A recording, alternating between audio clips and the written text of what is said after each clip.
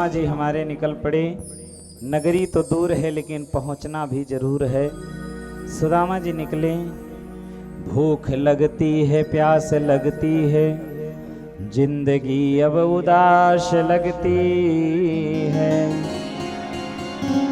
कैसे आऊं मैं द्वारिका को, तेरी आस भी अब निराश लगती है। सुदामा जी कहते हैं कन्हैया तेरी द्वारिका कैसे आऊं, अब तो मैं चल रहा हूं, भगवान तू ही पहुंचाए मुझे द्वारिका। सुदामा जी चल दिए, नंगे पांव, बीमारियों से फटे हुए पांव, जिसके घर में तेल भी लगाने को पैर में नहीं है कि बीमारियां पटी हैं तो तेल लगा दे थोड़ा नरम हो जाए, ऐसे सुदामा जी महाराज हमारे चल पड़े। भगवान सोचे अब क्या करें। रास्ते में सुदामा जी गए तो एक नदी पड़ती है, उसी नदी के किनारे सुदामा जी ने कहा विश्राम कर लेते हैं। भागवत में आता है कि सुदामा जी वहीं विश्राम किए, फिर भगवान ने उन्हें अपनी योग माया के द्वारा तुरंत द्वारिका ही पहुंचा दिया। जब उनके नेत्र खुले तो वो द्वारिका में थे। द्वारिका में पूछते पूछते सुदामा जी कृष्ण भगवान के महलों में प्रवेश कर गए, अंतःपुर में चले गए। भगवान ने सुदामा को देखा, बड़े प्रसन्न हो गए। अरे मेरा मित्र बचपन का यार मेरा सुदामा आया है। सुदामा को देख करके मेरे ठाकुर जी बड़े प्रसन्न हो गए। सुदामा को अपने सिंहासन पर बिठाए, चरणों को पखारे, सुंदर सुंदर वस्त्र पहना करके सुदामा को फिर ला करके सामने 56 भोग व्यंजन रखे, सुदामा को पवाए। सुदामा जी महाराज हमारे पा करके फिर बिस्तर पे बैठे। भगवान ने हाल चाल पूछा, कहो सुदामा, बचपन की जो हमारी यारी थी तुम इतना जल्दी भुला दिए? आज तुम्हें बुढ़ापे में याद आई है कि कन्हैया मेरा दोस्त है? सुदामा जी ने कहा कि तुम ही कौन हो, मुझे याद कर लिए। भगवान ने कहा अच्छा तुम ये बताओ कि शादी वादी हुई कि नहीं? सुदामा जी ने कहा हाँ भैया, तेरे कृपा से शादी तो हो गई है, बच्चे भी 6-7 हैं। अच्छा, शादी भी कर लिए, बच्चे भी हो गए और एक बार भी नहीं बुलाया? सुदामा जी ने कहा कन्हैया क्या करें, हम सब गरीब, कैसे बुलाते तुझे? और भैया शादी हो गई, हम नहीं बुला पाए, क्षमा करना। भगवान से बोले कि कन्हैया से बोले कि ये बता तेरी शादी हुई? हाँ। अच्छा भैया कितनी कहाँ है तेरी रानियां? भगवान ने रुक्मिणी को बुलाया। ओ रुक्मिणी! रुक्मिणी आई, चरणों को प्रणाम की। सुदामा जी ने आशीर्वाद दिया, जीती रहो, सुखी रहो, सौभाग्यवती रहो। भगवान ने कहा एक ही आशीर्वाद तो काफ़ी है अभी, क्योंकि बहुतों को आशीर्वाद देना है। दूसरे को बुलाई, सत्यभामा, वो भी आई, प्रणाम की, सुखी रहो, जीती रहो। भैया ये कौन इशारे में पूछे?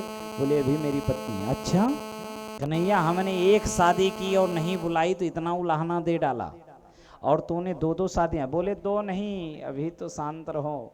तब तक फिर बुलाए, 8 पटरानियां आई, आशीर्वाद दिए भगवान की पत्नियों को। फिर तब तक और भी रानियों को बुलाने लगे, आशीर्वाद देते जा रहे हैं। भैया कितने हैं तुम्हारी? 200-400 को दिए, 1000 को दिए। अब सुदामा जी के हाथ भी दर्द होने लगे। सुदामा जी अब मुख से ही ऐसे ऐसे करने, जीती रहो जीती रहो। अब जीती हो का भी बंद हो गया, अब मुख ही हिलाने लगे।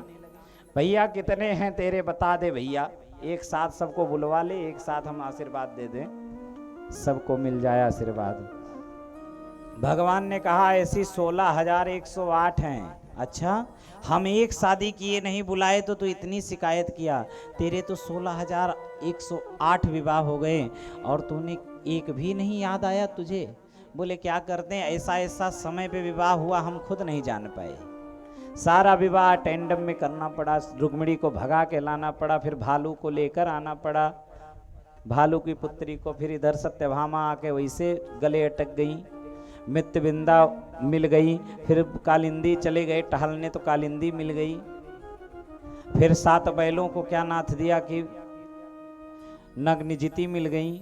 ऐसे ऐसे मेरी सारी शादियां हुई भैया, हम खुद नहीं जान पाए कि हम कैसे शादी किए। अच्छा, सबको बुलाए, सबसे सुदामा जी को मिलवाए। सुदामा जी से भगवान कृष्ण अपनी रानियों के संग बैठ करके सुदामा जी से हास परिहास कर रहे हैं। बताओ, बचपन की वो सब बातें याद है ना? याद है तुम्हें वो बात जब हम दोनों लकड़ी तोड़ने गए थे और तुम मेरा चुरा करके मेरे भी हिस्से का तुम चना खा लिए थे?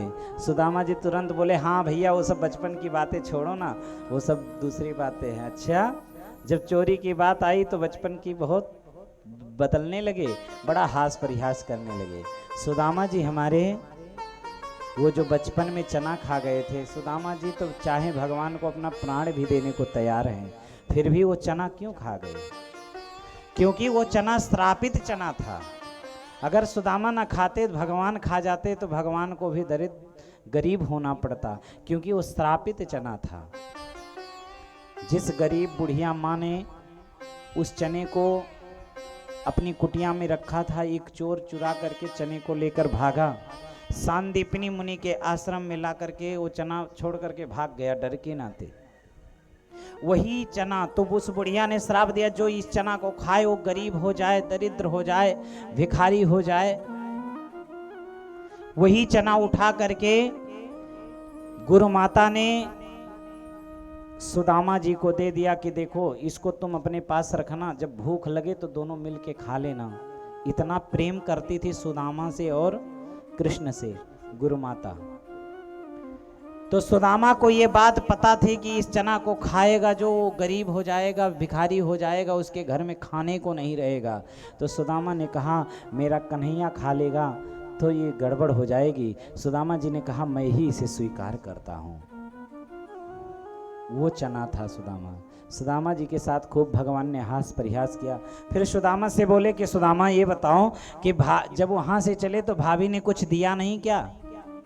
कुछ तो दिया होगा मेरे लिए, कि देवर के पास जा रहे हो तो कुछ लेकर जाओ। सुदामा जी ने सोचा कि इतने बड़े बड़े महल में आके हम रुके हैं, इनके यहाँ कोई चीज़ की कमी नहीं, हमारे लिए 56 भोग लग के आए हैं। अब उस 56 भोग के आगे ये मेरी टूटे फूटे चावल की पोटली किस नज़र से कन्हैया देखेगा? वो भी सोचेगा, क्या सोचने लगेगा कि भाभी दी तो भी ये छुपाने लगे उसे। भगवान तो हमारे प्रेम के भूखे हैं, भाव के भूखे हैं। भगवान ने हमारे कहा क्या छुपा रहे हो, भाभी ने कुछ दिया है, क्योंकि बिना कुछ दिए भाभी भेजेंगे नहीं। कुछ तो दिए हैं, तुम छुपा रहे हो। छीन करके पोटली से निकाल करके भगवान ने एक मुट्ठी खाया चना, एक मुट्ठी चावल को भगवान ने खाया। सुदामा जी को अपने जैसा ऐश्वर्य, संपत्ति, धन, वैभव सब कुछ उन्हें प्रदान कर दिया। दूसरी मुट्ठी उठाने ही जा रहे थे, तब तक रुक्मिणी ने आया, क्या प्रभु अभी ही सब कुछ दे डालोगे? रुक्मिणी जी ने हाथ पकड़ लिया। भगवान उसमें आया है सीरियल में कि 3 मुट्ठी, तीसरे मुट्ठी पे हाथ पकड़े, लेकिन भागवत में दूसरी ही मुट्ठी पे हाथ पकड़ लिए। बोले प्रभु बस हो गया, अब आगे बाद में देना। पकड़ लिए, सब परिवार मिलकर के चावल को खाए। उसके बाद इधर सुदामा जी रहने लगे। सुदामा जी से भगवान ने पूछा, सुदामा क्या भाभी ने मेरे लिए कोई संदेशा भेजा है कि नहीं? सुदामा ने कहा, हाँ प्रभु, आपके लिए तुम्हारी भाभी ने एक संदेशा भेजा है। बोले क्या? कितनी बुद्धिमान थी सुशीला। सुशीला एक ही शब्दों में अपने घर की सारी विरह वेदना भगवान तक पहुंचा दी। बोली, एक मास द्वै पाख में 2 एकादशी हो, मेरे घर गोपाल जो नित्य एकादशी हो। सुदामा जी ने कहा, तेरे भाभी ने कहा है, यही संदेशा भेजा है। भगवान समझ गए मेरी भाभी क्या कहना चाह रही है। एक मास 2 पाख में, 1 महीने में 2 पक्ष होता है, 2 पक्ष में 2 एकादशी होती है। जो एकादशी रहते हैं उपवास रहते हैं। एकादश्याम निराहारो द्वादशी में भरपेट भोजन करते हैं। लेकिन यहाँ माँ सुशीला ने कहा कि प्रभु एक मास दुई पाख में दोई एकादशी हो, पर मेरे घर गोपाल जो नित्य एकादशी हो। हमारे घर तो ऐसी स्थिति बन गई है कि हमारे घर रोज एकादशी ही मनाई जा रही है। खाने को ठिकाना नहीं है, एक दाना तक नहीं है घर में। भगवान मेरे समझ गए। भगवान ने कहा ठीक है। मन ही मन भगवान ने भाभी को संदेशा दे डाला, होनी थी सो हो गई, अब ना ऐसी हो।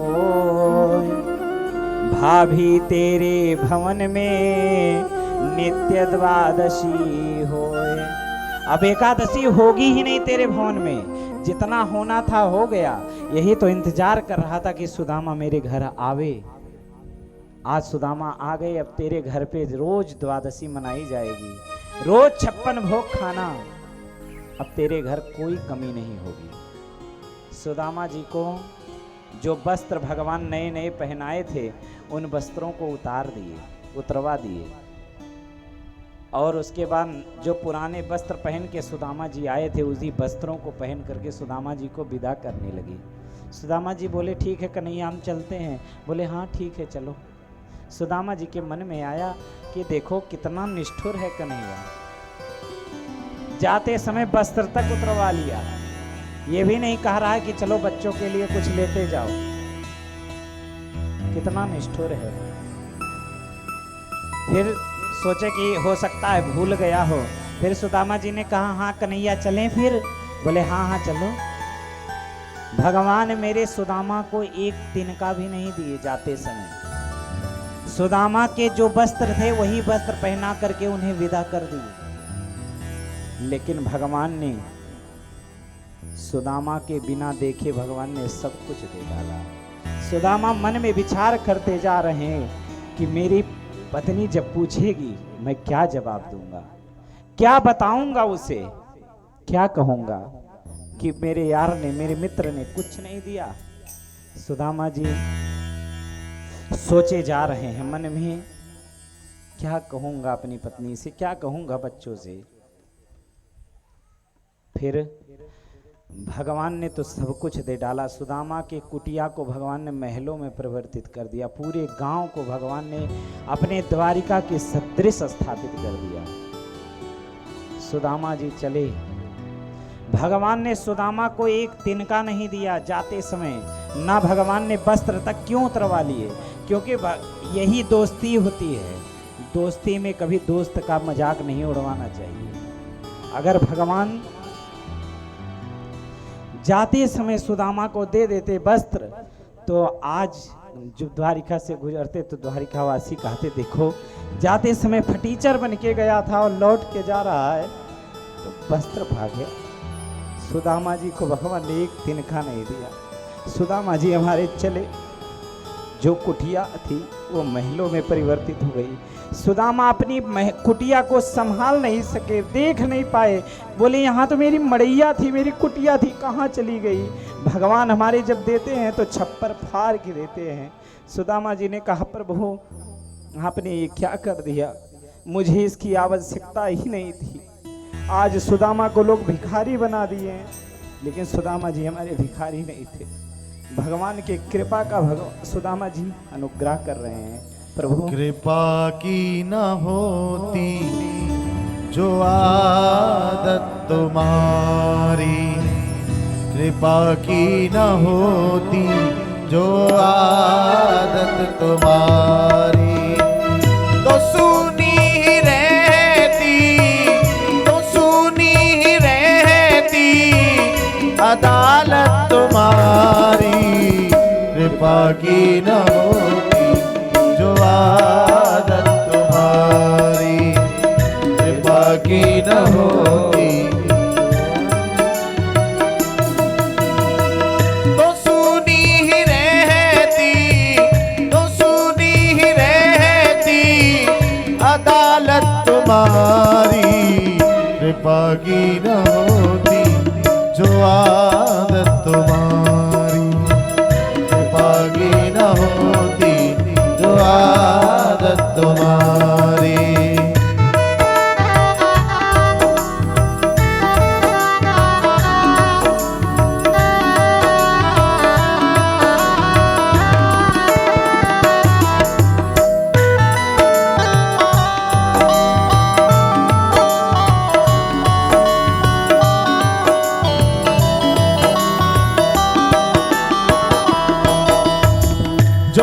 दीनों के दिल में जगह तुम न पाते, जो दीनों के दिल में जगह तुम न पाते, जो दीनों के दिल में जगह तुम न पाते, जो दीनों के दिल में जगह तुम न पाते। तो किस दिल में होती, तो किस दिल में होती हिफाजत तुम्हारी, जय हो। कृपा की न होती जो आदत तुम्हारी, कृपा की न होती जो आदत तुम्हारी। तो सुनी ही रहती, तो सुनी ही रहती अदालत तुम्हारी, कृपा की न होती जो आदत तुम्हारी, कृपा की न होती जो आदत तुम्हारी।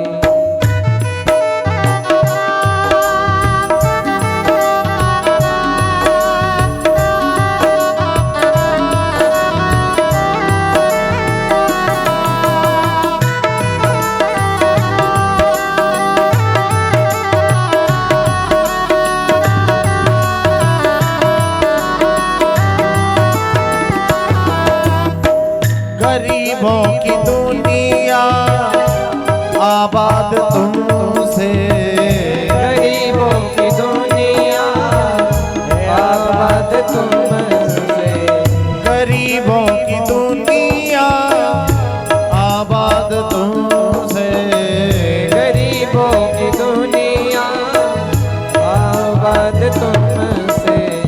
गरीबों से है, गरीबों से है बादशाहत तुम्हारी, कृपा की न होती जो आदत तुम्हारी, कृपा की न होती जो आदत तुम्हारी।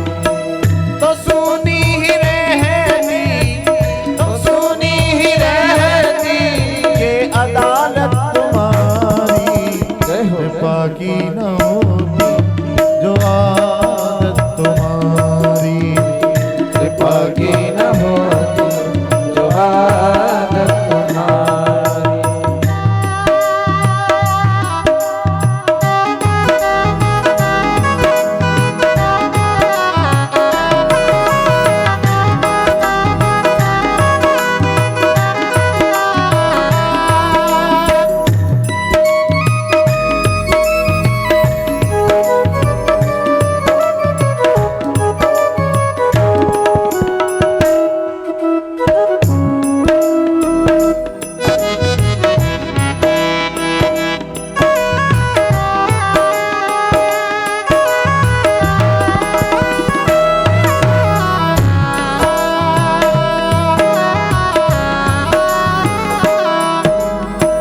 न तुम होते हाकिम न हम होते मुजरिम, न तुम होते हाकिम न हम होते मुजरिम, न तुम होते हाकिम न हम होते मुजरिम, न तुम होते हाकिम न हम होते मुजरिम।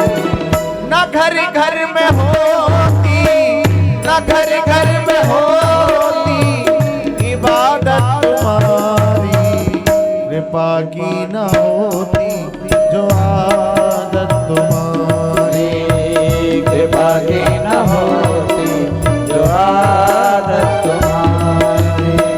तो सुनी ही रहती, तो सुनी ही रहती ये अदालत तुम्हारी, कृपा की न होती जो आदत तुम्हारी, कृपा की न होती जो आदत तुम्हारी।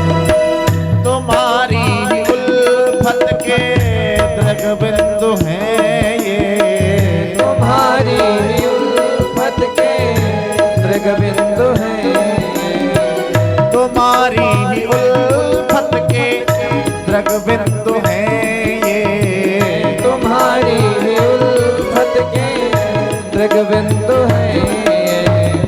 तुम्हें सौंपते हैं, तुम्हें सौंपते हैं अमानत तुम्हारी, कृपा की न होती जो आदत तुम्हारी, कृपा की न होती जो आदत तुम्हारी।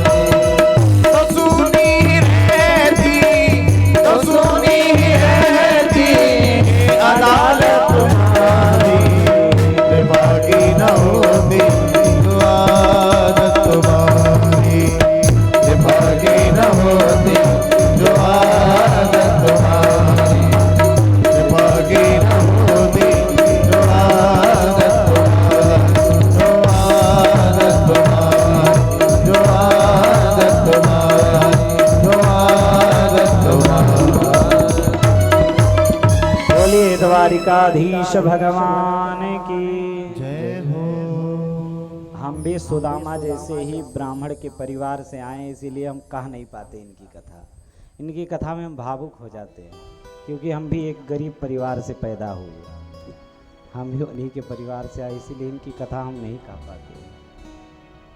जानते हुए वे परिपूर्ण हो जाते हैं उनमें। हमारे ऊपर भी भगवान ने बहुत कृपा की है।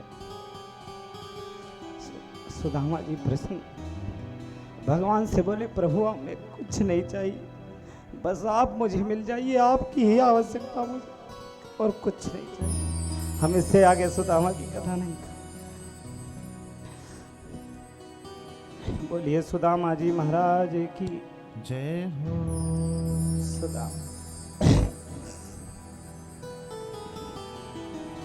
सुदामा जी अपने पत्नी से बोले कि तुम जो चाहती थी वो तुझे मिल गया, हमें ये सब नहीं चाहिए, हम जा रहे हैं घर छोड़ करके, हम किया बना के रहेंगे, भगवान का भजन करेंगे।